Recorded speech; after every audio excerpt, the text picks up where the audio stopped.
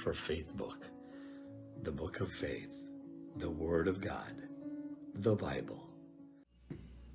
Good evening, FBK followers. The Word of God that we are going to read for tonight, it can be found in Matthew chapter 7, verses 7 to 8. Hear what it says. Ask and it will be given to you, seek and you will find, knock and it will be open to you. For everyone who asks receives, and the one who seeks finds, and the one who knocks, it will be opened. Purihin po ang Panginoon sa kanyang mga salita. Ang ating binasa ay patungkol sa panalangin. Kaya po ang papamagat natin dito ay yung progress of prayer o progressive prayer. Ilang po sabihin, yung panalangin natin o yung paghingi natin sa Panginoon ay nag-elevate, umaakyat. Kasi usually pag nag-pray tayo, we are asking. Now, what is asking? Asking is the humble admission of need.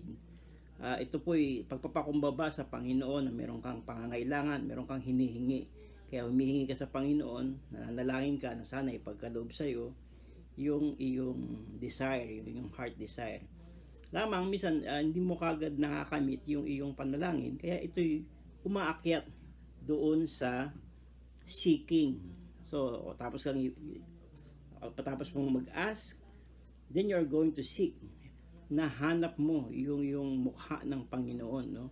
Kaya mas nagiging taimtim yung iyong panalangin, lalo kang sumisidhi yung iyong panalangin sa Panginoon dahil nga doon sa nais mong mangyari o sa nais mong magkaroon na bagay o yung mga panalangin na nais mong madinig ng Diyos.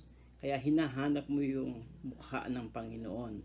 Sabi nga sa 2 Chronicles 7:14, if my people who are called by my name shall humble themselves and seek my face and turn from their wicked ways, then I will hear from heaven and I will heal their land. So we're seeking the face of God, no? So matapos mong mag-ask, then you're going to seek the face of the Lord until dahil sa kagustuhan mong makamit yung iyong pinapanalangin, mag-elevate ka na ngayon doon sa knocking. So iba na yung knocking, makulit ka na, no? Meron ka nang ginagawa, ang tawag ng pleading, ano?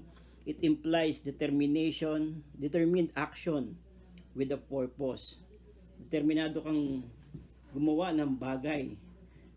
Yung bagay, makulit ka na dahil talagang hinihingi mo sa Panginoon yung gusto mong bagay o yung gusto mong pangyayari. So hindi ka lang nag-ask, hindi ka lang naghanap sa Panginoon, kundi ngayon ay kumakato ka na. Meron pong isang parable sa Bible na makikita natin sa Luke chapter 11. Sabi po ron, Luke chapter 11, ano? Merong isang lalaki na pumunta siya sa kanyang kaibigan sa kalagitnaan ng gabi o sa hating gabi. Kinatok niya yung pintuan ng bahay ng kanyang kaibigan. Sabi niya, kaibigan, pahiramin mo ako ng tatlong tasty, tatlong loaf of bread kasi meron akong bisita na kailangan kong pakainin galing sa malayong paglalakbay. Kaya sige naman, bigyan mo ako ng tatlong loaves of bread. Pero sabi nung kaibigan niya, hating gabi na, diba?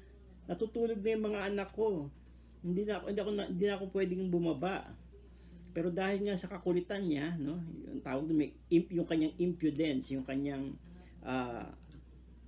audacity, shameless audacity, yung walang kahihiyan, yung kanyang parang hindi na siya nahihiya na humingi, no, dahil gano'n siya ka-confident, dahil kaibigan niya naman yung hinihingan niya, no, o yung kanyang hinihiraman.